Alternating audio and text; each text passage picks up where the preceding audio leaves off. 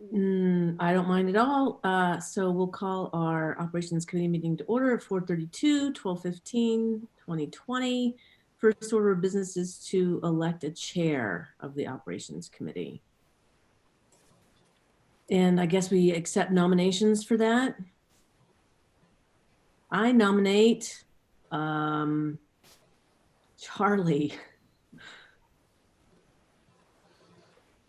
I would accept, but I actually would be quite happy with Lisa or Janet myself. So. Yeah, I'm concerned about time constraints, and so maybe then Lisa. I was going to nominate you, Janet, but I'm just going to be really but then offer you an out to say that I know your time is limited and that you're busy, and I was going to volunteer to do it. But I also think Charlie is a great pick too. So yeah, I actually am excited about this committee and the work that we're going to do. I also just need to be mindful of time commitments, and I'm not sure that I'd be able to put the energy into a chair role for this committee, because to do an FMP, this is going to take us some time and energy, and from the district side too. I mean, this is, I have an appreciation from having talked to Brian and oh my gosh, I can't believe I'm blanking on his name. Brian, yeah, Brian Kersling, but who's chair all the time? I'm sorry. You know who I'm talking about. He was the chair. Chris Lynch, thank you. Oh my God, I can't believe I could not land on his name, but and the entire board. I mean, it was a FMP 1.0 was a major effort, and on the admin team as well, and community members, et cetera. And so I'm not. I'm going in with eyes open around the importance of the work and the time commitment, and I just feel like I have to be honest that I probably will not be able to put a chair the time that a chair role would require. So Lisa. Yeah, so Lisa, if you're comfortable with it, I would be happy to. Although, like Janet, that's not the way to sell it. Like, it's important. So that was like the no, main I know. No, it's a lot of work, but I actually, you know, it's really, really important work. We've been talking about this for over a year on FMP 2.0, and I think getting organized and creating a path of work to figure out what's next in the district from a facility standpoint is really, really important. It's exciting. It's actually real. This is helping us move forward. This is really, really good work. Don't worry, you all haven't hurt my feelings that no one really wants to work with me, so it's okay. So I think we've elected Lisa. Thank you. Happy to be elected.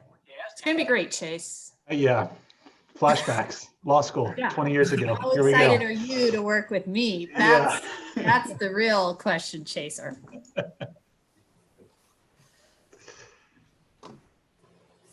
All right, so I guess that's me. That means I have to run this meeting. So Chase has given us a really great agenda for the meeting. We have completed electing a committee chair, and we can move right into the Facilities Master Plan 2.0 planning. I know that there's a PowerPoint, so Chase, I'm just going to turn it over to you and let you go.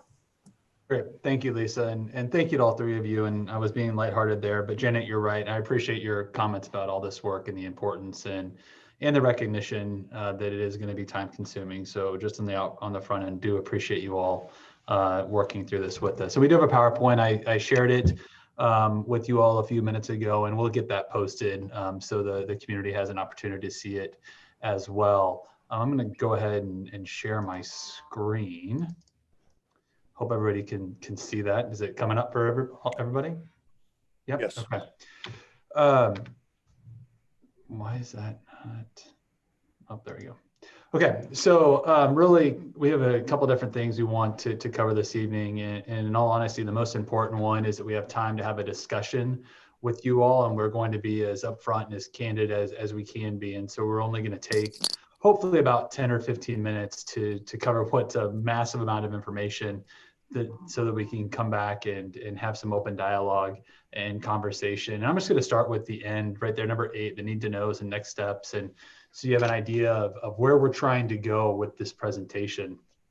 is to really give you an idea of the time pressures that we believe the district's under as we look at 2.0, as well as the financial and economic considerations, and hoping to come out of tonight's meeting with the next step of us meeting again in January to really make some determinations in the direction we're going to go about if and when we might go to our community with ballot measures regarding PEPL, SAVE, a Go Bond, and Pearl.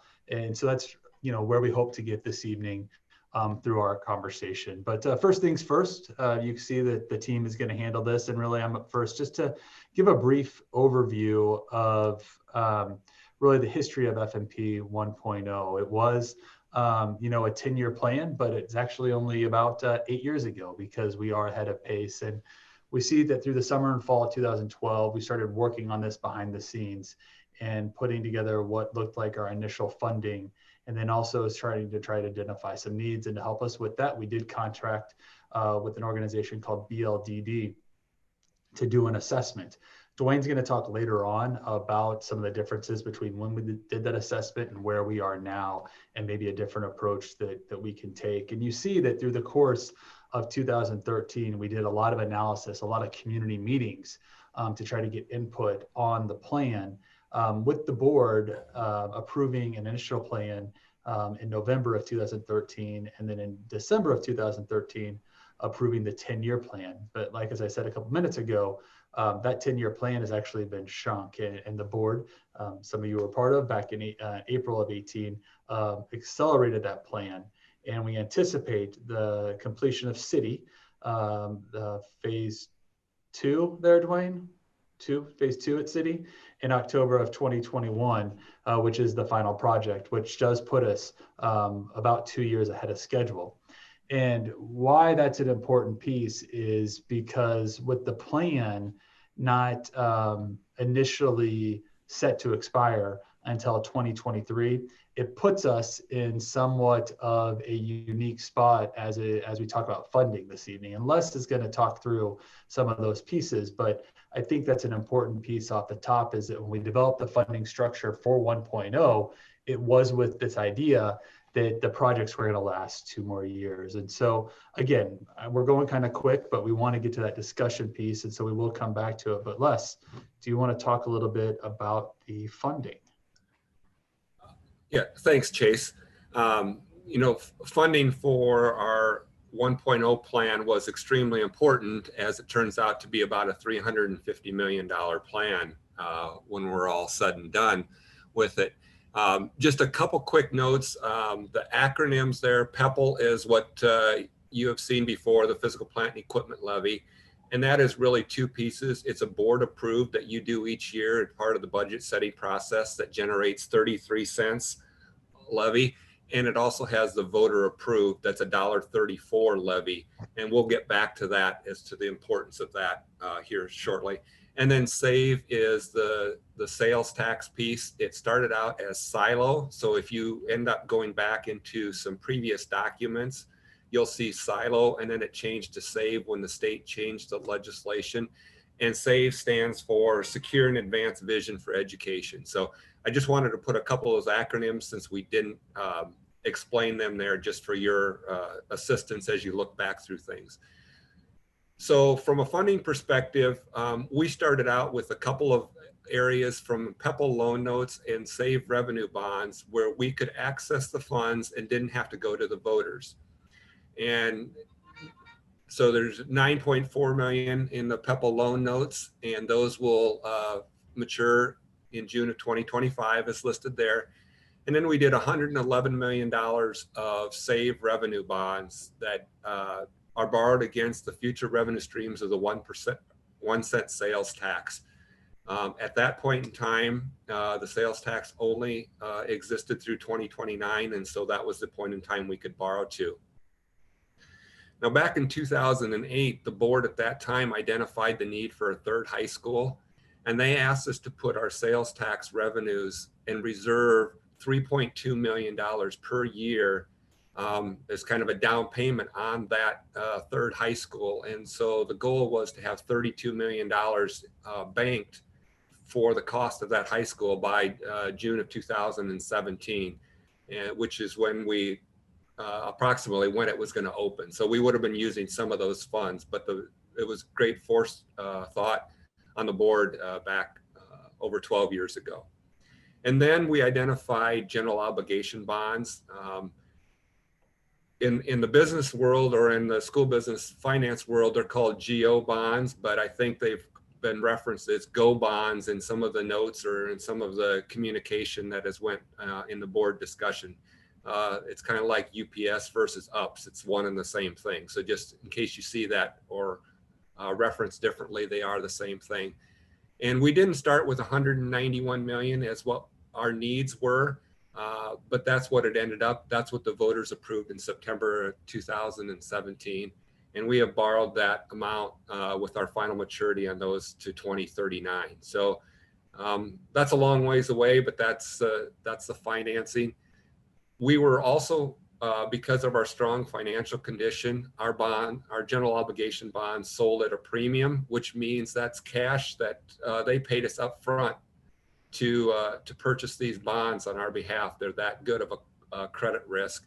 And that added $13 million that we could put towards a plan. And then we applied PEPL and Save cash on an ongoing basis of about $29 million to fund the plan. Go ahead, Chase, or whoever's advancing it.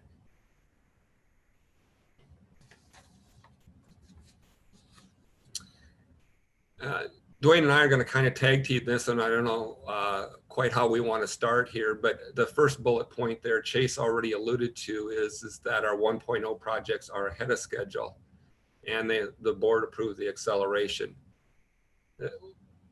One of the things that acceleration does is it prevents this gap right now that we're in, and while we're having this discussion on 2.0, because we didn't, in all of that planning for the financing of the 1.0, we didn't anticipate needing to borrow again until at the earliest 2023, but more likely 2024 to 2025 window to start the next plan.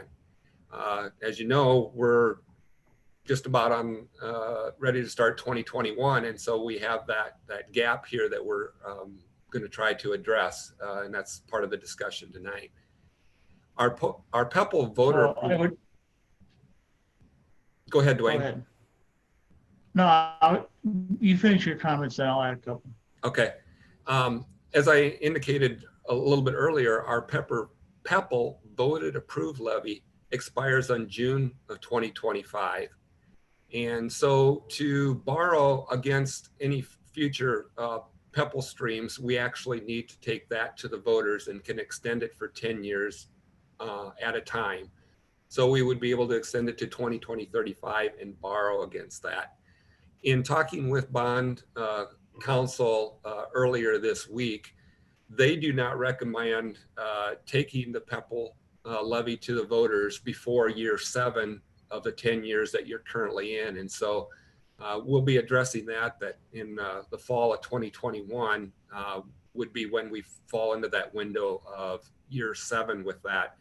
And most of that has to do with those people who will buy the bonds don't like to buy bonds that stretch out more, at least from a PEPL perspective, more than 6, 8, maybe 10 years out in advance. And so it's those bonds are a little bit different than general obligation bonds. And so they don't recommend going to the voters in advance of that and stack those voter approved levies up over that period of time.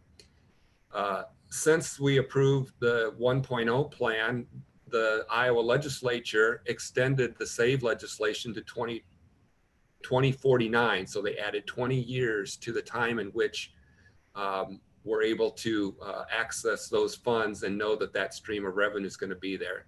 Now, there are some pieces to that SAVE legislation that you've heard about where they want to do some things with the sales tax and some of the growth over the years and apply it to water quality and some of those things. But I'm not going to get into that piece of it tonight. Just stick to the 1 cent sales tax as part of our discussion.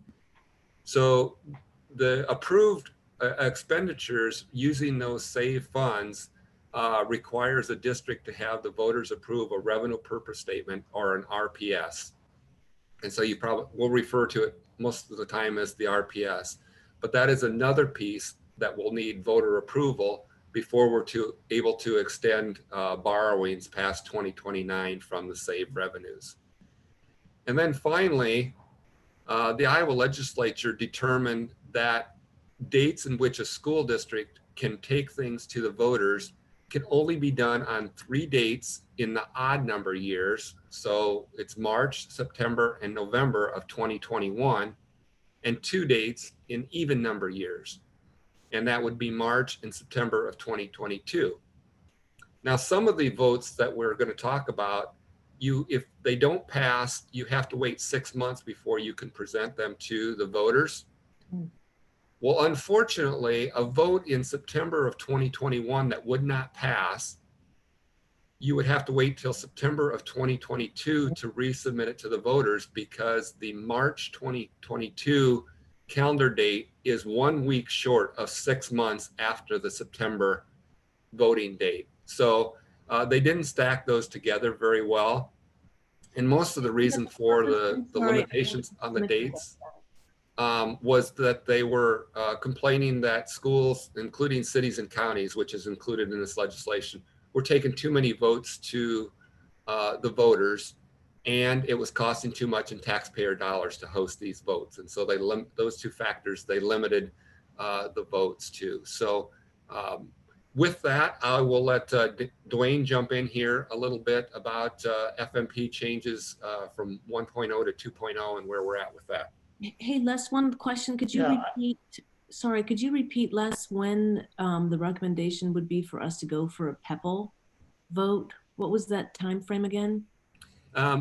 That's going to be a little bit further in the end of the discussion, Janet. So if you can just hold that thought and make sure that we come back to it, and we'll kind of wrap up with that thought if we can. Okay. I was only going to add that there were some benefits in addition to accelerating the plan, and there were side effects of that. One was we did avoid some construction inflation in the last 2.5 years of the projects. Those projects would have cost more, and we would have gotten less scope. So I've been asked several times what that number is, and I think very conservatively it's probably in the tune of $5 to $10 million that we were able to alleviate spending or avoid spending, and we're able to put it back into those projects. And the other consequential thing that happened, and Les needs to toot his horn a little more, is that the timing of the bond purchases, we were able to get reduced or get an enhanced premium for those projects, and we were able to put another $8 million back into the project. So between the purchases of those bonds and the acceleration of the plans, we got a lot more scope in our projects than we would have if we'd stayed on the original timeline. Plus, we have students in improved buildings a lot sooner than they would have been. And I do need to add one correction there. Besides City High being completed in October of 21, Northwest Junior High is the other project that will be done about the same time. So the junior highs have taken a little bit longer because they're complex. There's students in the buildings. We have to move around. So, but having said that, it'll still be done at the same time as City High. I think you can go ahead and advance it, Chase. I think Dwayne mentioned that the bond premiums were $8 million. That was the first 2 issues. Our third issue got us another $4+ million. So we're up over 13 million combined on the 3 projects that went back into. So it's even better than Dwayne indicated. So as we indicated, when we did 1.0, we essentially started with no PEPL debt, no SAVE debt, and our general obligation bond debt was from previous bond referendums was going to expire or be paid off in June of 2017. And so that was when the timing of that bond referendum in September came into play, is that there was no future bond. And so that some of those monies that our taxpayers were already paying, it wouldn't be a full increase to them by that referendum and those general obligation bonds. So we started with basically a blank slate in 2013. Now that we've had all of those borrowings, it changes our picture and our funding options for a FMP 2.0 plan. We could go right now and access between $4 and $5 million under PEPL between now and 2025. That would make us pretty tight in PEPL and would provide or limit us some of our flexibility in terms of our life cycle projects that are needed for the current expenditures to maintain our buildings.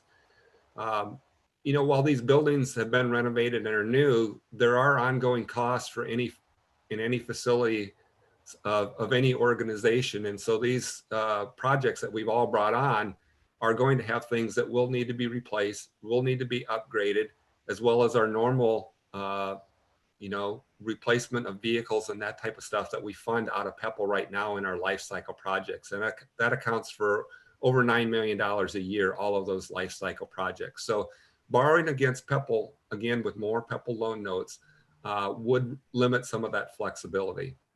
If we were to extend the voter approved levy in the PEPL for that 10 years, it would free up about $10 million that we could borrow in 2025 against those proceeds that go future property taxes and the voter approved levy for 2025 through 2035. Go ahead and advance it, Chase. Under SAVE, we are currently borrowed pretty much to the limit in terms of the debt compliance there until 2023. And that was a conservative estimate. We do not know exactly how SAVE is going to recover or the sales tax is going to recover with the current pandemic in the economy. The Revenue Estimating Conference last week projected a slight increase for 2022 in terms of revenue growth for the state. But we have taken a backward step in sales tax revenues on a per student basis for the current year and probably into next year where we were in fiscal year 20. And so, you know, 2023 is the best case scenario for borrowing for SAVE. And we're going to have to look at that very closely as we move forward. If we extend the revenue purpose statement, we should be able to free up $45 million for borrowing capacity from those funds as we move forward using the conservative estimate. SAVE bonds do allow the borrowing to be done through private placement with board approval. And so it's an easier process than a more formal process and more legally challenged process of the general obligation bonds. Once that extension of the RPS goes, that capacity through 2049 then goes up to 192 million. So we have 45 million that we could access right now and pay off before 2029 without an RPS. We extend beyond that and we open it up to a significant resources available then. But again, you start borrowing now and out to 2049, you're paying a lot of interest cost on some of those bonds. So that's the flip side of accessing some of those funds now. I'll pause there and see if there's any questions on the PEPL or the SAVE borrowing features and what that looks like going forward. Les, I just want to see if I understand what you've told us, which is basically that until 2023, we really only have $4 to $5 million that we can access, and that would be from PEPL. And if we did that, it's going to make things tight on some of our plans. Yes. Lisa, Okay. we have a slide coming up after he goes to this one that kind of puts it side by side to try to answer that exact question to let you see it right next to each other. That is an accurate recap though, Lisa. So we'll move into the general obligation bond funding options. If we issued general obligation bonds in 2022, assuming the voters approved a bond referendum, we would be able to access about $90 million under the current levy structure. all schools have an automatic levy rate of $2.70, which they can borrow for debt service. And so that's the $2.70 levy rate that's listed there. And that's where we could borrow the $90 million on. Now, remember, general obligation bonds require a 60% majority approval. The PEPL and the SAVE extensions that I mentioned earlier are a simple majority, okay?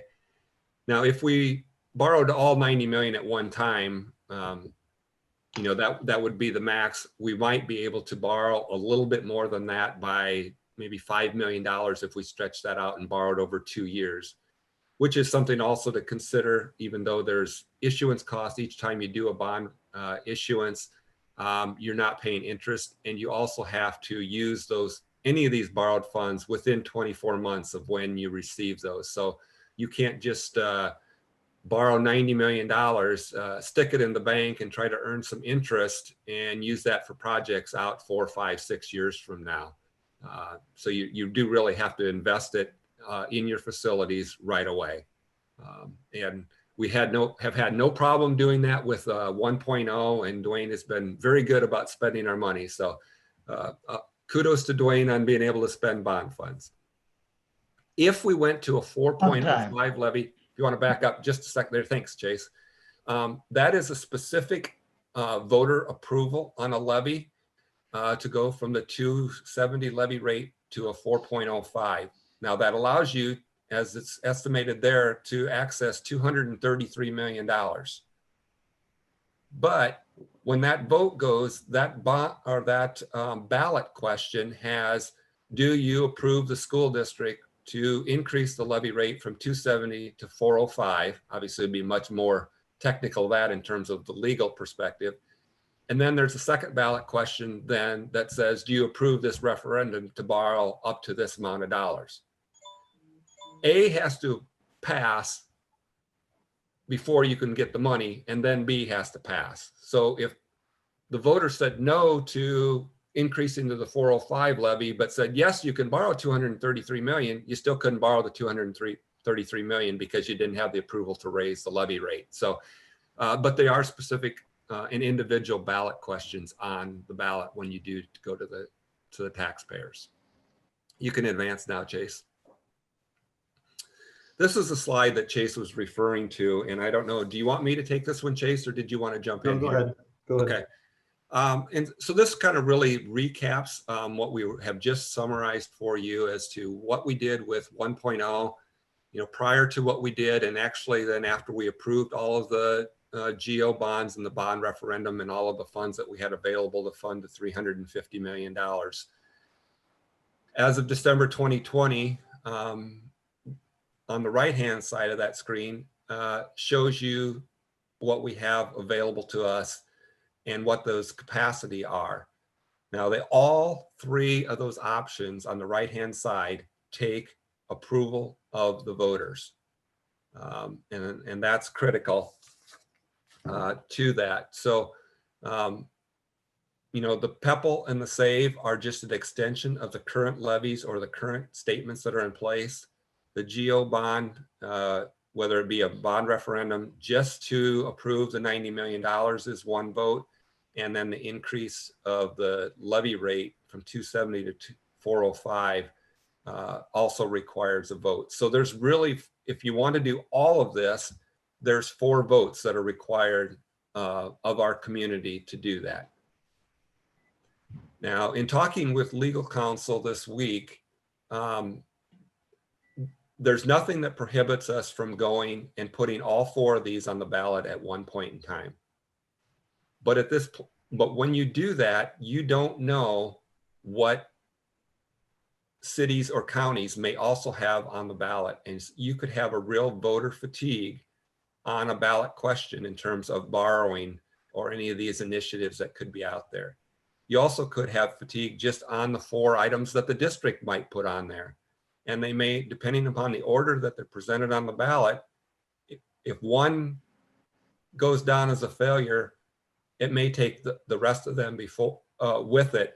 And so you really have to look carefully at how you time these and how you address these and how you present them to the community.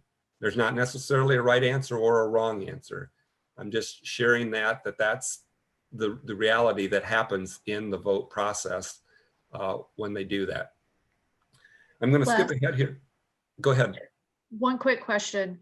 With the go bond vote, could we have the 90 million vote happen first and then go back at a different election and say, hey, will you allow us to move the levy to $4.04?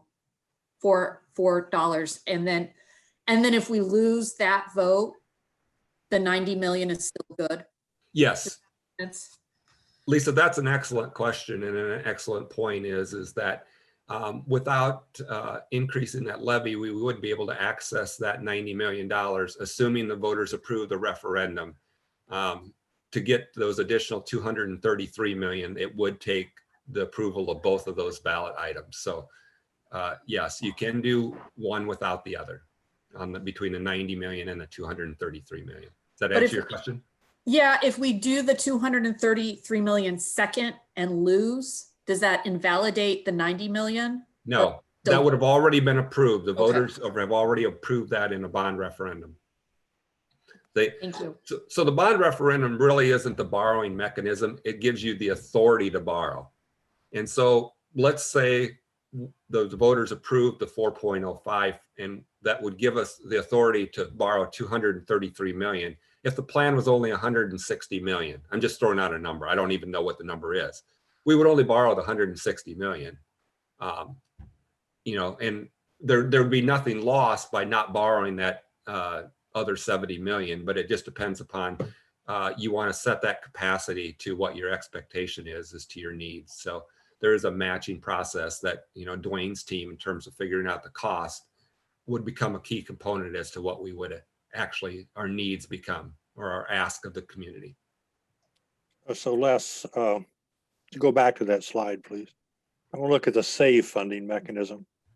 As I understand it, the SAVE funding does not require any increase in local property taxes at all, or any increase in local taxes. Is that correct or not? Correct. The SAVE bonds are entirely repaid with sales tax revenues. There's no property tax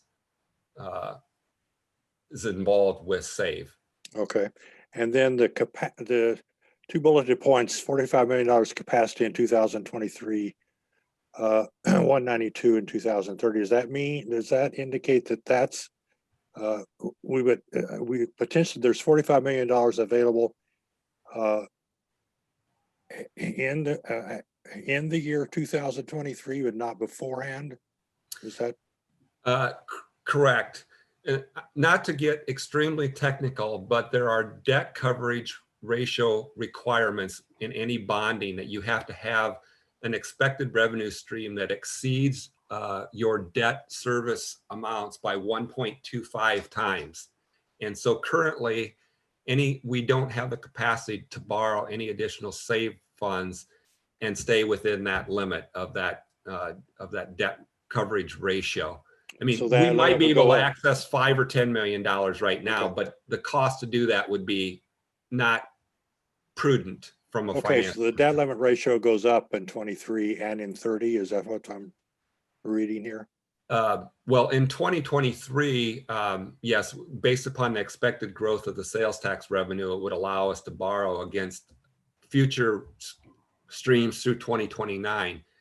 The increase in 2030 is assuming that the revenue purpose statement is approved and opens up the borrowing through 2049, which is when the legislature has set the sunset for the sales tax revenue, the 1 cent sales tax revenue to be collected for school districts. Okay, but so SAVE funds would not be available. $192 million in SAVE funds for facilities construction would not be available until 2030. Correct. Okay. So if those funds were available in 2030 and voters approved, could that funding be applied against go bond funding that had been approved earlier to eliminate the go bond need? Yes, I believe what you're asking, Charlie, is can you use the SAVE revenues to repay other district property tax levies. And yes, you can. And the first one that's generally used is your debt service on general obligation bonds. The district has written its current revenue purpose statement. We're actually in our second version of it that extended to 2029. That is written in its broadest form, in which we can use it for all of the facility projects that we have used it for. And it's very similar to how you can use PEPL. You can use it. Ours is written such you can use it for technology. It can be used for community ed, which we do to support our family resource centers in our buildings and pair with our 21st century grants. And you could also use it for the repayment of general obligation debt. At this point in time, we're not using it in that manner. Is that what you're asking, Charlie? I think so. I'm just trying to get at the notion that potentially, if we were a totally rational community, we could say we're going to do facilities construction here and start before 2030. Then when we get to 2030, we're going to use this other revenue source and reduce reduce the cost to local taxpayers. That would be an option, but that assumes we don't have any further facility needs that the board would need to address in the next 9 years. Okay, that's a good point. Thanks. And unless that 192 million is in addition to the 45 million, it's not inclusive of that 45 million.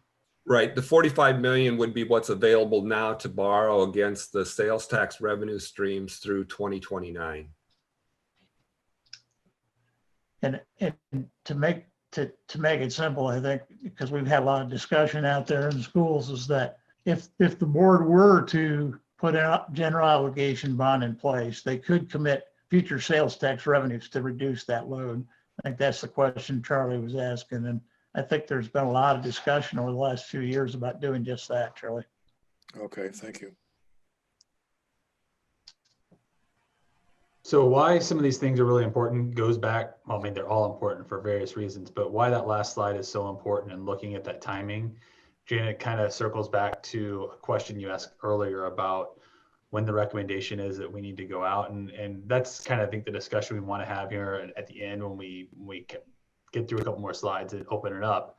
But it ties into this about when we can ask the community, and Les mentioned this earlier with the changes. And what you see on these slides are the various dates over the next 2 years that we could go out and talk to the community about this.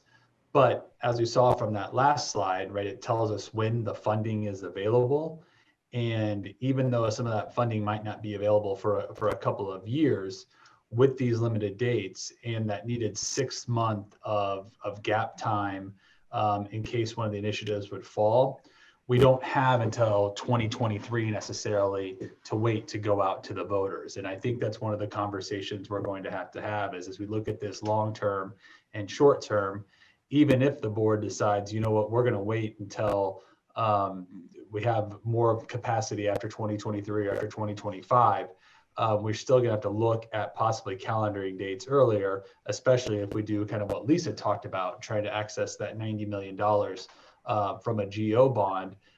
You know, these are the dates that are available over the next 2 years. And so we know it's going to take us 6 to 9 months to really start. That's probably on the aggressive side, to ramp up an appropriate bond campaign, and knowing that really that makes November of 2021 the most realistic date. These are even conversations we're going to have to start having sooner rather than later. And the next couple of slides are going to let Dwayne just kind of give a quick description of the work so you understand kind of that scope, and then give you an idea of what we're looking at, but why we've been so heavy on the finance side of that. Then the project side is obviously a recognition that the board wants this to be a companion piece to Portrait of a Graduate and some of the other work that's taking place, but also that focus on our financial position is just a little bit different now than it was before we started 1.0. And so, Dwayne, you want to give a quick rundown of the description of the work and kind of what we're looking at, and then we'll wrap and open it up for some general conversation. Yeah, well, first of all, I think the board can be extremely proud of what they've accomplished. I mean, we've built a new high school, we've 3 new elementary schools, we've renovated all 3 junior highs, and we've touched every building in the district. So that's a lot to be proud of. I think I'd like to back up just a little bit and say that when we first started, we did what they call a needs assessment, but I don't know that everybody understands all the pieces of that. There's 3 major pieces. One was the physical needs of the buildings. You know, what do these buildings need to be brought up to modern standards and building codes? That was a huge piece. The second piece that we did was called an educational adequacy. And we actually went through the buildings and said, is this gymnasium the right size for an elementary school? Does this high school have all the athletic facility or the right art rooms, music rooms? Do they have enough of those rooms? And then we also did an athletic needs where we went through and said, you know, what do these schools have or what they don't have to be competitive with other schools in the area? So there was three assessments that were done, and then we brought in a 4th piece, and that was called the template. And some of you may have been around, and Janet, I believe, was when we started talking about the template and, you know, comparing what is considered to be an adequate art room or an adequate music room, you know, in terms of what's being built out there in new schools. And it was a good evaluation piece because we were able to look at buildings that, you know, instead of adding 2 classrooms, let's add an art and music room and repurpose the original art and music rooms to a classroom. We did a lot of that, but we need to do a lot more. And so along the way, I don't know what does the next slide get into, Chase, or should I just keep going? Did you say the next slide? Yeah, what does it say? It's just it's where you would look at for the next 10 years. Yeah. All right. Well, this is kind of what I wanted to get into is that, you know, we've been keeping a pretty good list of what we couldn't accomplish because we didn't have the money to do everything that everybody wanted to do in every building. So we did what we had to. We made sure that our buildings were sound and that we had good systems first, and then we looked at adding additions. But we also had capacity issues in the district. We were a growing district, you know, right when this was going on. So we knew we had to add classrooms. We knew we needed more buildings. But even doing that, we didn't get everything we wanted. And we actually created a beast because, as Les mentioned earlier, and Chase, you know, the Pebble life cycle funds are even more important now than they were 8 years ago because we have created a beast. There's a lot of equipment and a lot of machinery out there and a lot of systems and roofs, you know, windows, doors, all that weren't necessarily in the district when we started. So there's a lot of things that are going to need future maintenance. That's why we need to protect Pebble and our life cycles.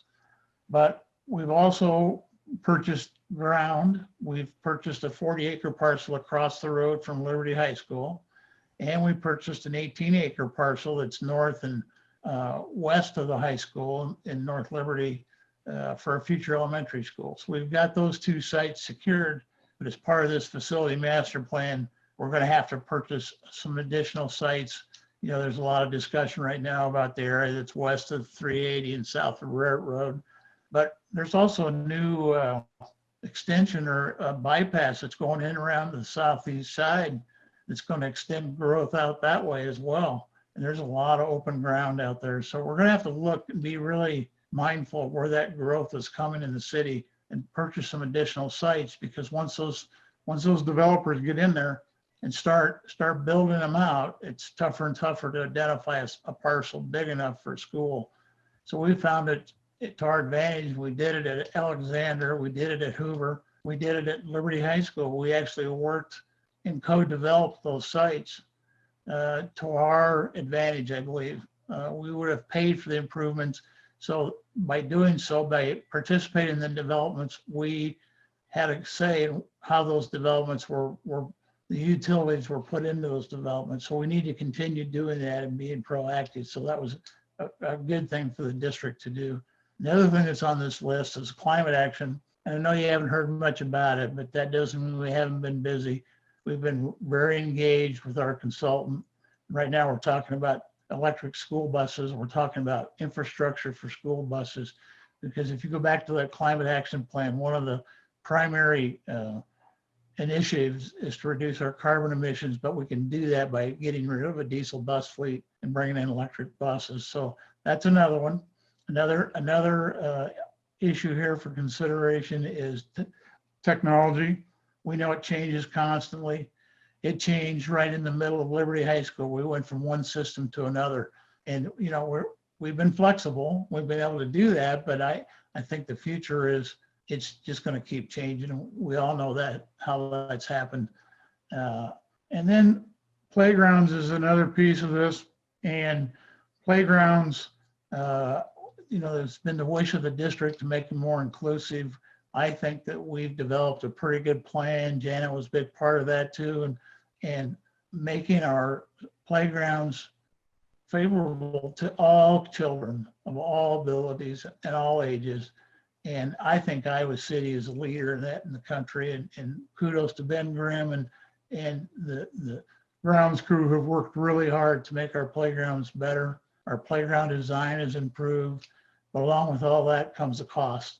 So a good way to offset that cost would be to consider the Pearl levy, which is a 13.5-cent levy that could also be voted on, or should be voted on if you choose to, that would ensure a funding stream for playgrounds and recreational programs for years to come.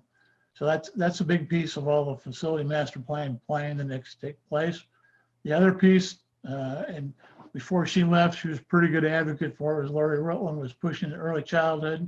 We've actually looked at facilities. Would it be better to add on early childhood or preschool centers at each building, or to have regional buildings? That question is still up in the air, but there was a task force that looked at that. So we have that to go back on as well.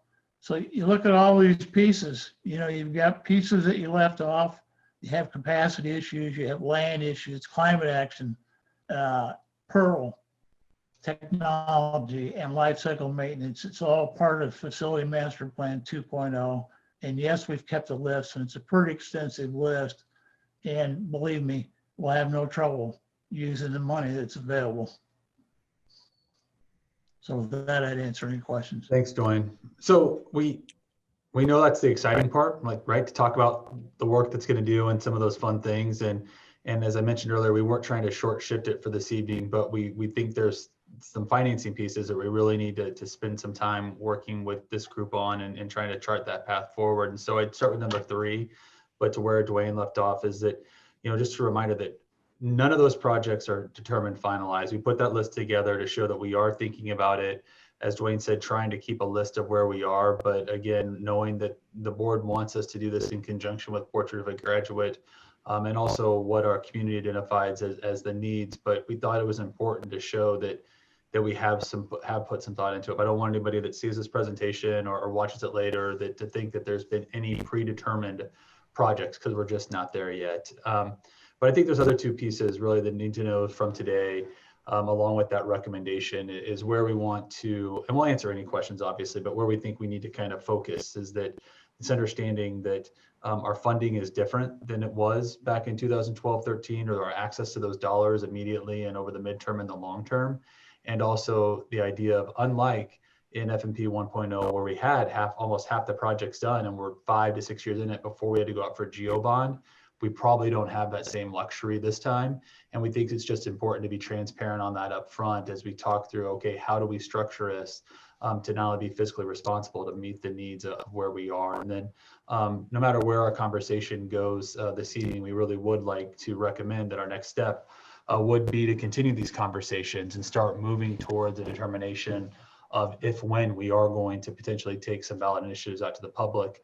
Because given those changes in state law, given those minimizing of the dates for 2021 and 2022, those are things that we need to really put kind of front and center so we can try to make this move forward. There's a couple other slides that are appendix that give some additional detail that we might not have gotten to.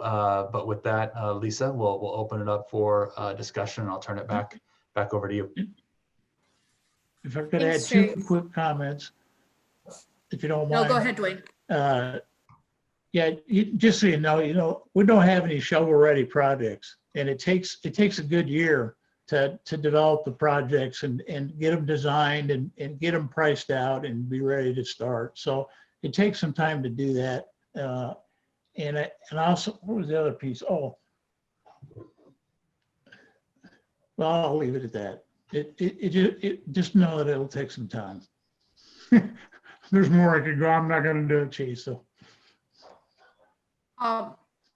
So looking at the numbers, and I just want to make sure I'm on the right page. It looks like the only more immediate source of funds that we have to tap into would be another GO bond, which is going to require voter approval. And if we keep the same tax levy that we have now, would be $90 million of money, which is what, a little less than half of what the original GO, when did we got 191 million? If you're comparing the two, but I think what we need to do in terms of the size of borrowings, Lisa, is to work with the board and administrative team to determine what that project list looks like, to determine those needs. We're pretty confident that we can go well past $90 million of needs. And I'm sure that you as board members are well aware of that and have gotten feedback from the community as to what those needs are and an estimate. You know, a new elementary school is going to cost you in the neighborhood of $18 million without the land, just as a perspective. You know, a junior high building is probably somewhere 35 to 40 million, Dwayne, roughly Yeah, that's a speaking. good number. So just to plant those seeds, while we're not saying those are the projects that we're going to do, that's the extent to what these projects might cost. And you know, as that list grows and as those needs are identified, that's going to drive what we will want to do from a financing perspective as well. No, thanks. And I'd be interested to hear everyone else's thoughts, but it always strikes me that the success of the first GO bond was this ability to communicate the vision, right? That we knew what we wanted to do with the money. And so in some sense, it doesn't seem wise to me to go to the taxpayers and say, hey, we did a good job the first time. So if you give us some money this time, like, we're not quite sure, we got a really cool list, but we'll do something amazing. I mean, I think to some extent we do need to narrow it down as we move along, but say, this is our vision. Here's where we're going to do it. And I think that we could do that, Lisa. And, you know, we're just, as Les said, we don't want to get out in front of the board, and we agree that we want to go with a plan.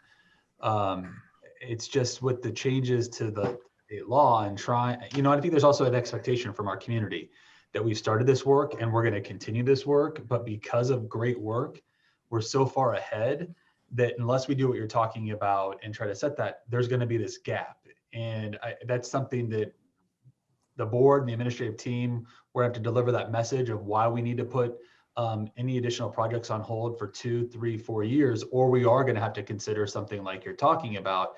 And I think that's really the crux of the conversation.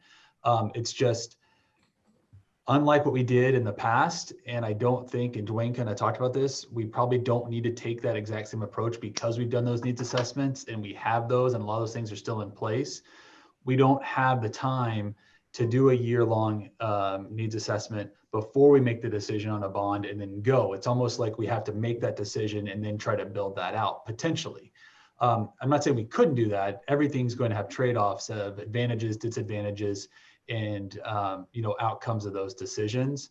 But you're right. We would need to, as you know, Craig, you know, our retired CFO, you say, you got to sprinkle a little love everywhere, and you've got to make sure that you have that lined out for what that looks like for when we would go to the community. I've just a couple of things that are going through my mind. One, in terms of of additional things to do in the district. 2, to get rid of the need for temporary classrooms as much as is possible. And then I'm sorry, that's 1. 2, it would be an elementary school at Hills. I know we have new elementary construction on your list. But to me, I assume we should look at Hills as a specific site. The other thing, I'm not sure, Lisa and Janet, about how to do this as an asking.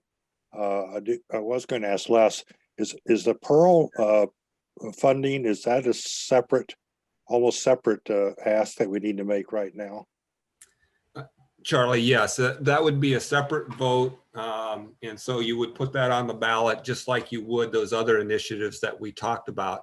The one thing that separates the Pearl levy from the other levies is it's in place for perpetuity until you actually have a vote to end it. So that 13.5 cents would stand out there and fund playground and recreational facilities as long as it stays in place, as opposed to the debt service levy that the GO bond does. It falls off at the end of when the bonds are paid off. So Right. Okay. Right. Unless, is that about 800,000 a year?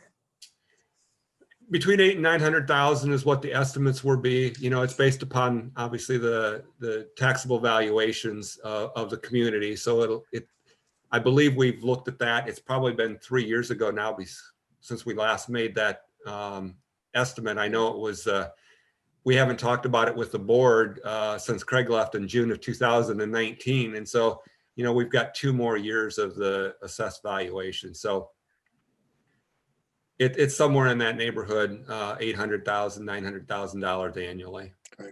And again, could be used for playgrounds really heavily. Is that right? Correct. And that might provide some relief to our PEPL life cycle to some degree. It depends upon how we work those two together. So again, there's lots of pieces here that wrap around each other. And as Chase was alluding to, it's really hard to determine where the horse is and where the cart is with this, and which is pulling who or which is dragging which, so to speak. And so, that's the challenge, that we need to work all of this together and have these discussions that are interlocked as we go through this as a team. And one other piece, Lisa, that when you go out for a bond, you have to be very specific about the projects, and that bond can only be used for the projects that are identified with that bond. So some people forget that, and it's another important piece of the puzzle. Are we close enough to a climate action to our climate action plan to include that in a bond asking now? Or do we have much more work to do to get the specificity needed for including that in a bond ask? Yeah, I think we probably. Should we fill them in a little, Chase? Yeah, Well, not extensively, guys, just. Well, and can I dovetail on Charlie's question? Dwayne, when you say we have to be specific in what we're going to include, is that like we are going to buy 10 diesel buses specific, or we are going to make improvements to reduce our carbon emissions by 50%, or somewhere in between? Probably in between. Yeah, and it'd be closer to the first. We would say that we would purchase electronic transportation vehicles. We wouldn't have identified a number or a specific, because by the time we actually had access to the funds, there may be a next generation of vehicles out there. So we wouldn't want to limit ourselves, but it would be written in such a way, and it could be, the previous bonds, including the SAVE bonds, were written in such a way that it said, for improvements at 6 elementaries. Well, the next SAVE that we did, while it was very close in nature, included some of those same projects. So there was some overlap. So it doesn't have to be specific, Lisa, to your question. And I think somewhat to Charlie's question is, it says, it could only be used for, the new elementary at Hills, to use Charlie's example, and electronic buses. We wouldn't word it in such a way, but we would also want it to be worded in such a way that the community knows what they're buying with that $90 million or whatever the size of the ask would be. For example, in the last bond issue, 2 of the big projects that really helped drive it were a new elementary school in North Liberty, and that was great. And then the other projects that were the intercity projects at Maine and Lincoln were part of that list. So people knew that we were going to improve those schools and build a new school in North Liberty. That's how specific it was, without being overly specific. But you had, I mean, with all the bond materials that were produced for every school building, you know, sort of what the nature of the work would be, estimated costs. I mean, that was available all throughout the bond campaign. It was very, very, I mean, I think that was the key to that success, is that voters knew what we were going to buy with those dollars. I feel like, so I want to go back to the recommendation that y'all put forward, and what I interpreted that to be was, let's meet in January and have a real, you know, in-depth dialogue around what our opportunities for securing funding are, and choose dates. And from that date and amount, work backwards in terms of working through a prioritization activity with the board, district, community to say, okay, we're going to go after $90 million with a geo bond and pick a date, March 22. Pick one, and then, you know, decide that that's our target and goal, and we'll have $90 million to spend. So let's look at the backlog of stuff from FMP 1.0, which I believe, from what you shared before, Dwayne, is already a heck of a lot more than $90 million, I think. We've got endless appetite for activity and work in the district. But to get sort of strategic about how we work our way through that endless backlog of work, we do need to have some parameters, I think, on what we will actually have to spend and put our energy into defining. If we're going to spend $90 million, what's the best way of going after $90 million and defining it so that we can put it on a ballot with a level of confidence that it'll pass the voters. Is that what the recommendation is kind of work our way back from that perspective? It is, Jana, that's a good summary. I mean, we haven't really looked at this, and this is the first time we've actually kind of really delved, you know, into 2.0. And so we wanted to give you an overview, to give you kind of pull back the curtain so you knew where we were. But yes, to come back together and then really start getting into those details, because you know, it's kind of choose your own adventure. Depending on which path the board wants to go, will kind of dictate some of the steps. And so building backwards is a great way to say that. But we didn't want to try to do that all tonight, because we're giving you a lot of new information and a lot of background. And so we're happy to, you know, we want to answer all the questions, and there's other information we need to bring to the board when we meet again, or to the committee when we get in January. We want to do that. But yes, the idea was not to pick a path forward tonight. It was to provide that first layer overview and to give you some of that information so then we can get into it deeper. But I think that approach is a good one, though, understanding what our funding capacity is, and then doing our work to build the plans to spend that capacity, because otherwise we'd come up with $400 million worth of work in the district, easy. And if we just start with whole cloth, asking the community what you want, we'll never get there. We're going to have to put some constraints on our spending capacity and our opportunity to get the money and work there. I mean, and then, you know, and be strategic about not going to the community every year with another request. I mean, you know, doing it all at once, I think, is difficult. But again, I think maybe that's what the January meeting we could kind of get strategic about, is opportunities for going after funding and kind of a planned approach, and then work within those funding constraints on what are the priority projects to take on. Right. I think that's a good point, Jen. I mean, you got to have the constraints, you know, identified. And then, like Chase was saying earlier, we've got to be able to spread it through the community, but we have to also know this isn't, you know, it's not just as wide open as a wish list, right? Those constraints are going to be there. And then what's the timing of those different asks and how do you put it all together? And so I think those timelines are going to be important for people to know how they work together and why they should support it, even if their project maybe isn't identified as that part of that funding source, right? This, I think, only works if, you know, if it's really seen as a large package. Yeah. So there's a couple, go ahead, Lisa, sorry. No, I was just going to say, that's why I was asking about the difference with the 90 million and the first bond, because I think that's going to be really important for messaging, because we are not going to be able to touch as much as Go Bond One touched if we're only asking for 90 million. And so it's going to be hard to message we're helping everybody with this, because I'm not sure we can make a substantial impact for everybody if we have half the amount of money. And that 190 came after a whole bunch of save and PEPL expenditures. And so, I mean, we for FMP 1.0, what's I mean, I'm sorry, I'm not a math major. I was at one point in my life, but I'm not anymore. 190 plus 111. I mean, we spent a pot $300+ million for FMP 1.0, right? About So- $350 million all combined, Janet. Yeah, And there was some, and there was a lot of strategy that went into how that was approached back in 2012 for that exact reason. Is we knew that we need to leave enough on the second half for that we went out for the GO bond. We didn't have a lot of people just not vote because they thought their needs has already been taken care of. And so to Lisa's point about accessing money now, and then what do you wait on because if you still need the voters, right? Those are all the things we want to get more in the details and try to strategize and talk through. Yeah, Right. and that's why I You think all that's remember- kind of one of those top level board decisions, Janet, that we're going to have to make is, are we going to stick with 90?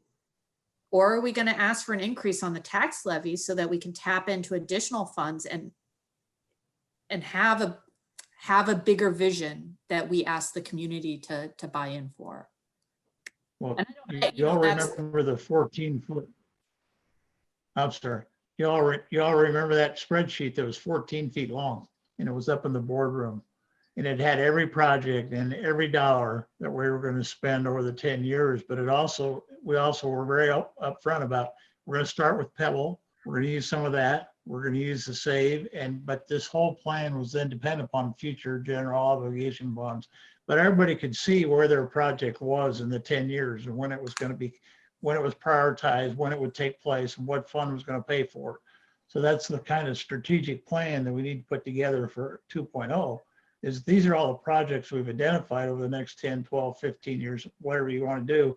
And this is how we intend to pay for it. Because that I think was a pretty clear message that we put out. And when we finished the sales, we're getting close to the end of the sales tax projects. We had done exactly line by line what we said we were going to do. And when that 193 million came up for a vote, they knew that it was a continuation of what we'd already done on time and on budget. So it was done very strategically.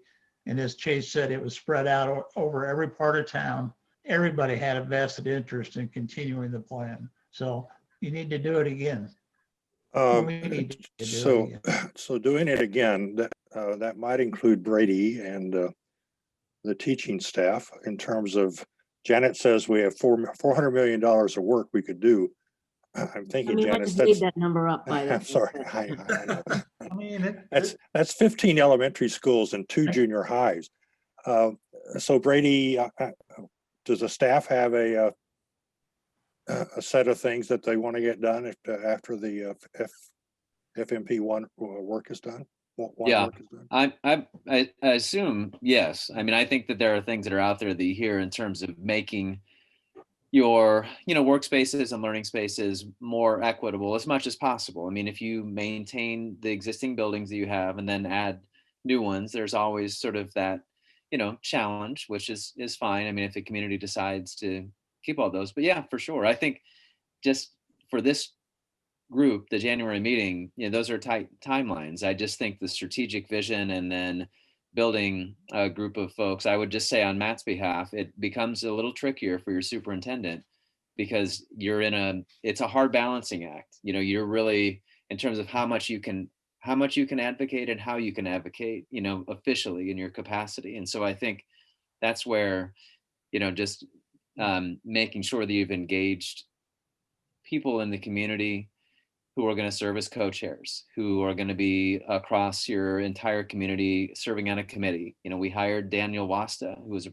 political professional, to do a lot of that work. And because, Matt and Chase and Dwayne and Les, everyone will be slightly constrained with what we're able to do just because of our role and our inability to use, our offices and our computers for some of those things. And so I think that's it.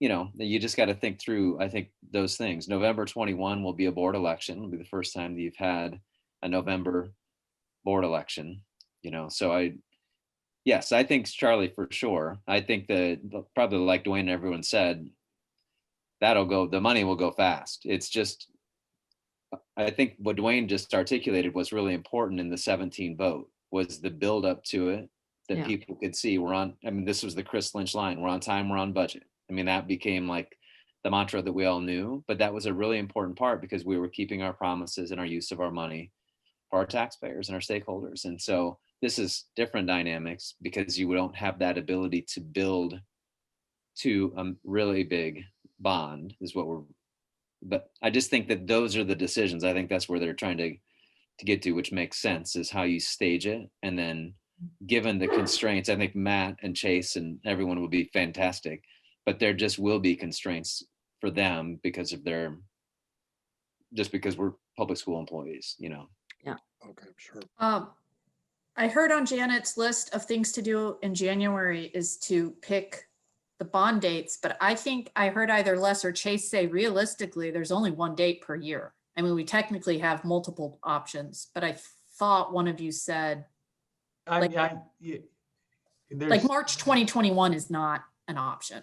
I Right, don't and think I don't November believe that 21's an September- option either. Yeah, I It's don't- less than a year away. Which one did you say, Janet? November. I mean, that's a rush, but I think that that's the only 2021 date. And so Yeah, it's no, not- agreed. I think it's a real hard push to get to November 21 with the kind of strategic thinking, planning, sequencing that we were just talking about, and then the clarity that voters will need to have confidence in approving something. The team will tell you, I've been kind of pushing and being like, let's go as I've learned more about this. And I'll tell you that one reason I've been doing that, and I appreciate what Brady shared, is I'm a bit concerned knowing where we are budget wise, even outside of the FMP 2.0, is that if we do have this 2 to 3 year gap, that the requests aren't going to come. Janet, you mentioned the appetite for new projects, and we just don't have the funds to pick up a $2 million project here, a $3 million project here, to continue to make it look like we're doing some of these things. And I think that's why that conversation in January is so important. And looking at those numbers is, that's something that weighs on me too, is that we're going to have to go to some of our schools and say, we know you're waiting on this, but now it's going to be 5 more years simply because we can't access dollars. And so that weighs on me too. And that's the other piece that I'm trying to balance and want to make sure that we don't leave in the conversation. Because sometimes, Brady knows this, we make these budget discussions and everybody says, oh, well, we'll just find the money somewhere. We're not going to have the money. We just, there's no money to do those other projects. And I think Chase is articulating it well, that that's going to be our challenge, that we will have people from different groups, different school communities come to us and expect projects. And so I think that's your trade-off that you have to think about, is either we really rush something and try to put something together for November, knowing that that would alleviate that concern. But if we choose to wait and take a more planful approach, then we are going to have to kind of shield ourselves or be ready for some of that criticism about why aren't you doing these projects? Well, there's no funding source identified to do enough of those projects in any kind of a quick fashion. And some of those people think those needs need to happen now. We could get into the specifics, but Hills, for example, with an elementary school, I think that's one that there's some urgency around to do. City High Athletics, I think there's a lot of urgency in that school community around some of those. And those are the individual conversations we're going to start hearing from folks if we don't have a plan put together. And so at this point, I'm not saying that one of those is right or wrong, because I think you're right, Janet. November is an incredibly tight timeline to put this whole thing and together. it doesn't need to From be. what I'm reading it, Yeah. the only chunk of money we can go after November 21 to spend in 22 would be bond funds. That's the only money available in 2022, which means 2/3 vote, which means we have to be specific about what projects we're doing.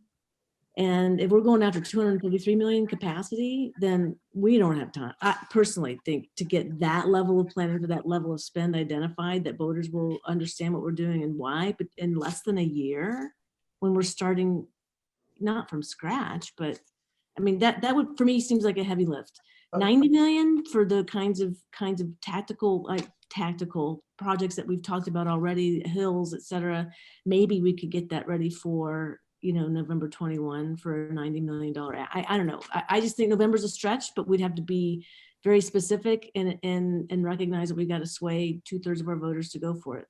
And March of 2022 is not that far behind that, right? I agree. That, but I think that you're looking at those and talking about that. And the risk you run then is you've got the current board that puts us all in place, and does something wacky happen in November and you end up with board members that then try to derail that plan. You know, I mean, there's all these sorts of unknowns, but to your point, we were just trying to show Yeah. how we've been limited by the state, and that you're either asked to rush or you really delay some things. But that we really do need to be kind of keeping those strategic dates in mind. Yeah.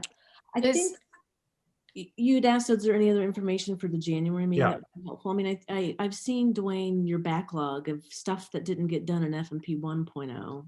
I mean, that would be helpful to have in front of us, and like Hills, and you mentioned City High Athletics. I mean, it would be nice to see the current list, and sort of what it adds up to. You mentioned some property that we likely will need to invest in as our community is expanding. I mean, putting things that we kind of can put a price tag on, just to kind of start giving us a sense of what that looks like. I don't know if we ever did any costing. I can't remember. I should remember this. A costing around the preschool stuff, that preschool committee, pre-K committee that Lori led. I think we talked about regional centers. Did we ever? I don't think we ever costed it out though, Janet. Okay. But we could put that as a line item on there, without costing on it. But I think it's probably, you all probably have that pretty handily. It'd be interesting to have that as a starting point. Yeah, I think that we can do that. I do have a pretty good, I do have an idea what some of our building additions might cost. I have a pretty good idea on the land cost, and I think I can get you in the right ballpark for January. Are we far enough along to do any kind of climate action stuff at this point or not?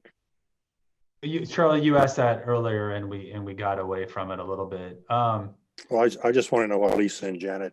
Oh, I'm sorry. No, that's okay. That's okay, Chase. So I just wonder if what your thinking is in terms of including that at this point in the discussions. I mean, we passed the climate action plan, Charlie. We've committed to this. We have to fund it somehow, or else passing the plan is meaningless. I'd like to see Dwayne's list of like must-dos before I say before spend a bunch of money on buses. That's, to me, that's what's hard about it is it's busing and I think solar generation also, right? Well, not necessarily solar generation, but renewable energy generation. Energy generation. You're right. It's building consumption and then transportation of the two large areas, Charlie. Okay. But we can look at, we can add that to the list. Well, to me, there's a lot of enthusiasm in the community, different parts of the community for that work. But but I'm not insisting upon it at this point. I just think it'd be wise to include it in our and we can. And one of the reasons, especially, sorry, Lisa, where we talk about transportation is, we have a vendor and they purchased a whole new fleet of buses last year. And we know the life cycle on those buses is 7 to 10 years. And so as we look at that and we try to look at those reductions, as we look at short-term, mid-term, and long-term projects, that's something we can definitely include so that voters continue to know we think about it as part of the cycle. We just don't want to mislead people to think that that's something that would be on for next year, right? But there's infrastructure that goes around that. In terms of changes to our bus barn and where our fleet rests. And so we can start putting some numbers around that. Chase or Les, if we were to lose in March of 2022, is there 6 months before the September 2022? That's my hesitation with March of 2022, waiting until March, is if there's not 6 months, then the next time we get to go back to the voters is 2023. And now we're back in the situation that Chase is concerned about waiting too long. But if we try for November and fail, we still have a shot in 2022 in September, right? To bring it back. Les, did we figure that we think that it's just short of 6 months? And so that's why we said there was only one date in 21 and one date in 22. Because So really the legislature has put every 12 months. Lisa, it actually would work in 2022 to have two general obligation, because the March is the first Tuesday and September is the second Tuesday. So it's 6 months and 1 week. Ooh. Give or take a day. Yeah, that was a good point though, Lisa, because we were worried about that early on, that they weren't 6 months apart and that could influence you to go forward in that. But September of 21 to March of 22 is not 6 months. And neither would September of 22 to March of 23 to roll ahead that far. I was going to make a couple points about the dates for any of the votes. And remember that there are really 3 votes that we need to have. We need the Save RPS vote, we need the PEPL extension vote, and we also need then, based upon this discussion, we're probably looking at the GO bond referendum. Obviously, the GO bond referendum takes a whole lot more work because it takes the whole community, and having that committee that Brady was alluding to, because of the advocacy that board members and district employees have to be careful with. And the Save and the PEPL have a different tone to them in terms of how that vote looks. You're still restricted a little bit as to how you do that, but it's a different perspective to do that. And so I just want to remind the board members, as they think about that for January, to think what that looks like, that maybe November is when you put the RPS and the PEPL out there. You get those taken care of, and you secure the funding streams and those options moving forward. And in doing it in November, that accomplishes something else. It sets you up for the future and for the GO bond, but it also is done on a school board election and avoids a special election date. And remember, the elections cost $15,000 plus, and those are paid from general fund dollars.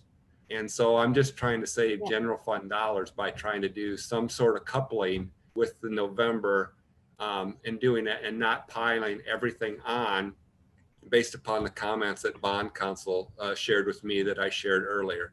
I'm not saying that's what has to be done, but I'm just reminding you. And then if we throw the Pearl in there, again, that's another thing that kind of wraps around all of this, or interjects a potential funding stream in here, and also takes energy to provide the support. So, and to think where that would plug in on any election cycle and when it's done. So, I just think that, in sitting in my chair, the thoughts that I would share with you is to think about how those votes fit together or need to be separated as you look and think about what the needs are of the district and what the community has an appetite for, because it is a challenge. And I think you've all alluded to that, and I think you all understand that. So I don't think, I'm just kind of maybe restating the obvious, but I think that needs to be kind of some of that discussion that Janet, you were kind of leading us to for January, and on how that timing might look. Yeah.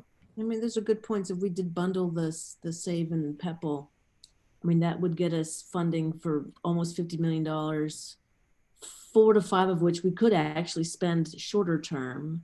That 45 Save would have to be deferred to spend in 2023, but we'd at least know we have a funding source and we could plan for that. Is that, I mean, that's kind of the idea, right? And then we could figure out when a bond would make sense if we could secure those other funds. It's just securing funding and the timing for that funding so that we can plan within that constraint. From the finance guy's seat, that's exactly where I would suggest, if you asked me, that we need to do that, is to make sure that we have those, and some of those PEPL and SAVE funds would also be available if you do the revenue purpose statement right, for maybe those climate action things, and you don't have to put those in the bond. You could do those through those other funding sources, and you'd have those funds available sooner. I'm just throwing out the options here as to how you can do that. Maybe those are the funds that we have to access to get to purchase the land that would be needed for FMP 2.0. So there's some options there as to how that we look, and securing that long term provides some stability, not only from the 2.0 perspective, but also from an operational perspective, and what Jeff's going to need to do for the physical plant team in terms of the PEPAL life cycle, and having that stability. You know, we have a $600 million facility valuation of the district that we're spending money on every year to make sure that they are safe, they're secure, and they're properly maintained. So, you know, that all fits together from my chair in doing that. And the other thing with any election is that the notification process to the commissioner of elections has to be done about 60 days in advance. So that, you know, that takes March of 21 basically off the table. So that's why we haven't even mentioned anything for that date. So, you know, just thinking about that, you know, for a November date, you would be making some sort of board decision in late August if you set some to a vote, just to kind of put that into perspective as to when the board would need to do that and takes the formal action on any vote. So look, Lisa, very quickly about the property tax rate locally. We're not increasing the rate by SAVE funding or SAVE funding, right? That's my And understanding. we're not in, and if we could find a new bond issue to 90 million or less, that actually doesn't increase the property tax levy for GO bond repayment beyond what it is now. Except, Les, didn't you tell us that we actually only levied $1.85? The physical plant and equipment levy is currently $1.67, which $1.34 of that is board approved, and that would be the vote that we would extend. So that would not change the current tax levy. A 90 million would add to the property tax levy. By 235, is that right? I don't know what the rate would be, Charlie. Okay. We would have to go through, and I would have to have our financial planners work through that, and it takes all the tax valuation. Right, and you wind up with 1 or 2 cents. And, yeah, it could be 9 or 10 cents. It could be 2 cents. It could be 16, 18 cents. I don't know what it would be. Right. Okay. So I just asked Chase for permission to share what we're doing with climate action, because I think he's smiling, but I asked, you know, I think if I fill you in just a little bit, it might help. You know, we realize that we have a brand new bus fleet, and they're energy efficient diesel buses, but that we need to get rid of them at some point. But those buses do have a 7 to 10 year lifespan. There's been a group of us that's been working with our consultant and with Mid-American and with Alliant, and we're about to submit a grant application next week to purchase 1 electric bus, and that grant would pay for part of that. And we have a further discussion this Thursday with Mid-American for them to pick up another balance, because those buses cost $350,000. A new bus today, a diesel bus, is $125,000. So there's a real expense associated with that. But the other expense that would be part of the grant application is, how do you charge that bus? How do you plug it in every night? So we've chosen the bus facility at Liberty High School where there's a solar panel. So we can kind of tap into that whole demonstration plan. And what we want to do is test the bus, put it on a route, run it every day, run 2 routes a day, and see how it works and what it actually costs us to run that bus. And so that's the grant. The one stipulation is that you have to take a diesel bus off the road permanently. So the real issue is which bus, because they're new buses. So we have to work through that issue. But I wanted you to know that we're working hard to get that grant application put together next week to the state DOT. We have a grant writer that's been helping us. She actually works for the bus companies, and we've had the electric bus company involved in the discussions. So we know what the costs are. We know what we need to do. We've had our electrical engineer involved in the discussion. I feel good about it, because I think it would be what we need to do. We need to test the bus. We need to figure out what it costs and how it operates, and then go forward. In 10 years, or 7 years, when that bus fleet we have starts to deteriorate, we know what it's going to cost us to replace it with electric buses. And we're looking at also cooperating with the city of Iowa City. We talked about this today in their bus transit system. So there may be some initiative there as well that we can cooperate on the infrastructure with. So that's what we're up to. And I just thought you might want to know. Okay, thanks. Yeah, That's exciting, Dwayne. yeah, it is, right. Good luck. I hope I we get get to the do the grant. fun- Yay. Yeah, right. Yeah. And I hope we show carbon reduction with the use of that bus. So, Yeah. I have the best job there ever is, Lisa. I love it. Chase just gives you money for new things. Yeah. As Listen, long it's as after Les comes up with the 6. money, I'll spend it. It's after 6. I don't want to keep us too late. We do have to pick a date for January, but I want to recap at our January meeting. Dwayne, you're going to bring that list of projects proposals that Janet was talking about. Matt, I'd be interested. We'll talk about November versus March. I'd be interested in a real by you with COVID and everything that's going on. I understand that you guys are limited in what you can do with the bond, but it's naive to say that you and the admin team aren't going to spend any time on the bond. So do a real assessment of, do we have time at the admin level to get anything done by November, or is that just not a realistic date? If you could bring that assessment to January, that'll help. Do that. Yep. And then in January, we'll talk about dates and lists and steps forward. When do we want to meet?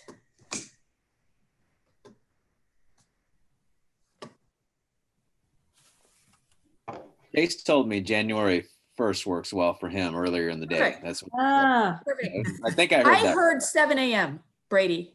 Yeah. Trust me. I'll be Or up. he said if that doesn't work, it's when the Chiefs are playing that week, if there's actually a game. It's Yeah. either one. That will not work. Kim, could you send out a doodle poll of just dates when the Chiefs are playing football and 7 a.m. on holidays? Y'all are killing me. No, do we want to have Actually, Chase? Iowa State's going to be playing on New Year's Day, so don't forget that. Is it easier for Kim to send out another doodle poll and pick a date that way? Do we want to have a standing date, like the third Tuesday? I was gonna say that third Tuesday you would have open, Lisa, right? We have something the 5th and the 12th, and then our regular meeting on the 26th, but you would have Tuesday the 19th open if that's free on people's. Yeah, I mean, if even if we do this in March and not November, I just think it's a lot of work, and I'd like to see us just regularly meet every month to move forward. Absolutely, Lisa. I think that's another point, is that we don't think that we can just make this presentation and let this sit dormant for 6 months. Even if the date is September of 2022, we need to start a lot of this work now. And I don't want to forget also, and Janet brought this up, right, how this intersects with Portrait of a Graduate. And I don't know if that's work from our side or from the board side, but I think that's part of the discussion on the in January as well. Yep. Nope, I agree with that. Yeah, and I would just say on behalf of the admin teams, even though I'm not on it, but I appreciate Lisa, and I know everyone else has this sentiment too, just the real honest assessment about the capacity to do. These are some really big lifts. Yeah. I mean, they're working their tails off. And so just, like, okay, how do we do it intelligently and thoughtfully, but also just, I mean, they really are at max plus 10. Yeah, and I don't want to speak for Charlie or Janet, but if the answer is we can't do this in November, I am going to lose zero sleep over that. I would rather do it right and not burn out the admin team than rush it and have everybody tearing out their hair except for Matt. Yeah, and running the risk of not passing the vote and having to wait. It took Still a pull while. these out, Lisa. I can still pull these out. That's all right. We'll bring a good. And we'll what bring an Janet honest said, like, assessment back, and run I the risk of appreciate- not passing the Yeah. vote. I mean, the community's used to us doing extraordinarily high quality of work on these things. Yep. And I think that's just a bar that we're going to have in the back of our minds. That's going to be a tough bar to pass or meet, but that's what people expect from us now. And they do know, Dwayne, that we deliver on time and on budget, and we save taxpayers dollars, but they're going to expect that level of rigor and quality from us. Well, the worst thing we can do in any kind of a bond scenario like this is overpromise and underdeliver. And so that's what I'm hearing you say, Janet, right? I mean, the expectations are high. We want to do high quality work. And so we don't want to rush something. We don't want to bring something back that's not fully vetted out or complete. And so we'll take it back and talk as a team and see where we think things are at. And it's also honestly hard to predict the future right now, right? With some of the things still in front of us as we're in the pandemic, but we'll have a good conversation about it. We'll be ready to have that for you guys when we come back in January. I have one other question. Do we, and maybe this isn't the group to ask this question of, and I will seek your guidance on who to go to, but is there precedent in our community for a bond referendum that increases property tax to the point we're talking about for that big, that $4.05? I mean, is there a precedent for that voters pass that level of property tax increase? You're saying here locally, Janet? Yeah. I'm not sure we would have a local example. We could probably, I don't know, Les, I don't want to take the words out of your mouth if you know something I don't, but. I've been around 27 years in the district. And so prior to the 2017 bonds, the only ones prior to that were in 2003. And so, and that didn't come close to pushing that $2.70 levy and the need to ask the voters to go to the 405 level. So I think to your question, Janet, and if you would allow me, I think that question may be best served if we ask our bond counsel. Okay. At Allers as to just how many districts have done that and how successful they are. That doesn't necessarily mean that equates to the Iowa City Community School District in our community, but it will give you some sort of flavor as to when and how that usage of the increase in the levy approval has been used in the state. I'm just looking for precedent, likelihood of success. And are you thinking school district or all municipalities? I would say all municipalities. I mean, what's the success rate of passing a bond that increases? Well, the Iowa City had a significant bonding for flood recovery projects. I'm sure the levy increase wasn't at the 450 rate.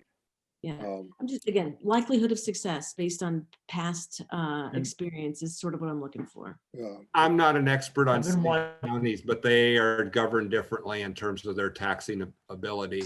I'm not sure they have that statutory rate in place there.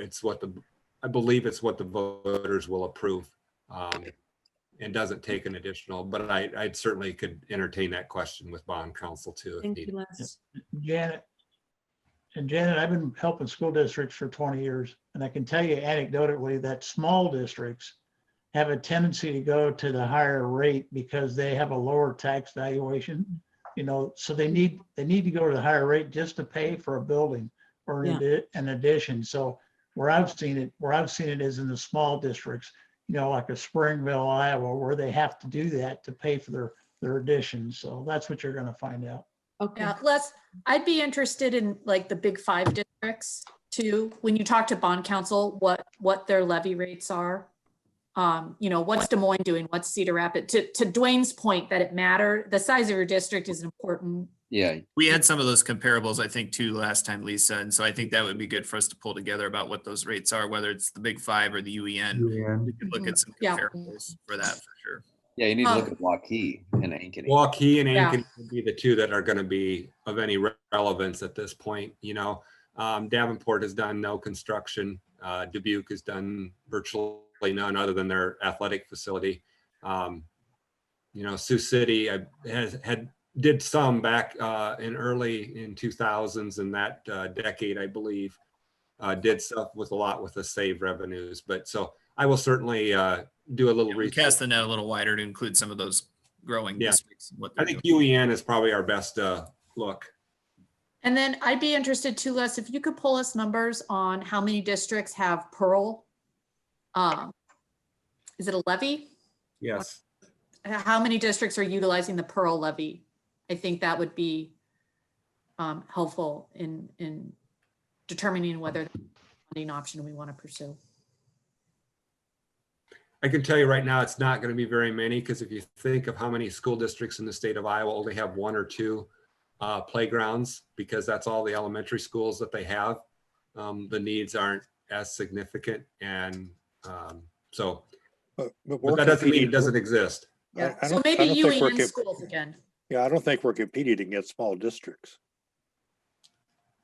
No, I'm just trying to think in terms of if messaging it to the community, you know, if Yeah. like Well, this then to me, normal CR, thing that Cedar many Rapids, people do. Waterloo, Davenport, Yeah. West Des Moines, so forth. All right. Third Tuesday, Sure. reoccurring monthly meeting, 4:30. Did 4:30 work with everybody? I know all of our staff and team, this is a late for them. I don't know if 4 or just stick with 4:30. I can do 4. That's okay. On the 19th?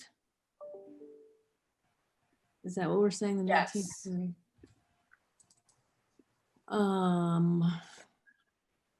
The 19th of January, 4 would be fine. Does that work with the team? Everybody else? Yeah, 4? we'll make it work. Okay, let's do that. Are we the operations or the facilities committee? Where did we land on that? Base. You Now I've forgotten. Ken. It's Operations. Operations, right? Yeah.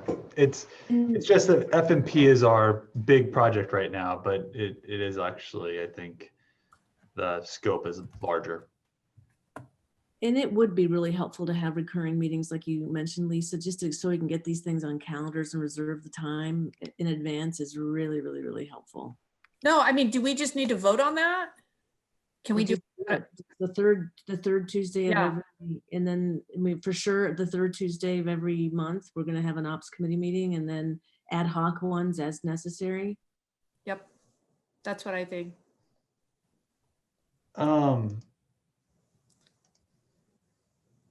My calendar showing the education committee is on the third Tuesday. We haven't had one of Has those. been the last couple of Oh, years, stop but I that. don't know. And yeah, Yeah, so I'm not, just All to right. put that out there. Does it Yeah. I think you exist guys would be right okay to now? stay with the third Tuesday, and then if we get into a point where we want to bring back recurring education committee meetings, because I don't think we necessarily finalized that when we did the organizational meeting, we could talk about moving this one again, but I don't think there's any set plans to do ed committee meetings right now, so I wouldn't schedule around that. No, I say we take the third Tuesday, and if Ed committee comes back to life, they can find a different day. Or we do third Tuesday in January and get into a recurring on the first Tuesday. so Yeah, that we can compete when ed committee comes back up, because I love that committee.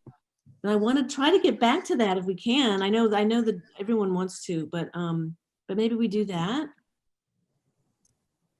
And the We third could Tuesday definitely of put it on March the is first spring Tuesday. I break. think- Yeah, So maybe the first Tuesday starting in February, but we do the third in January because there's already something on the 5th. yeah, we have a closed session.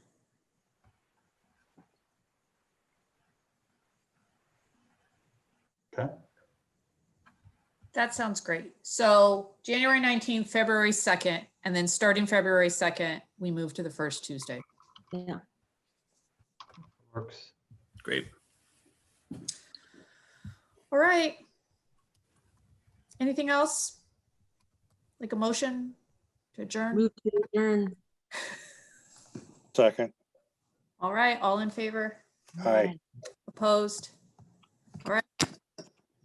It's gonna be good. Thanks, folks. Thank See you. you. Everybody later. It's exciting. Thanks. See you.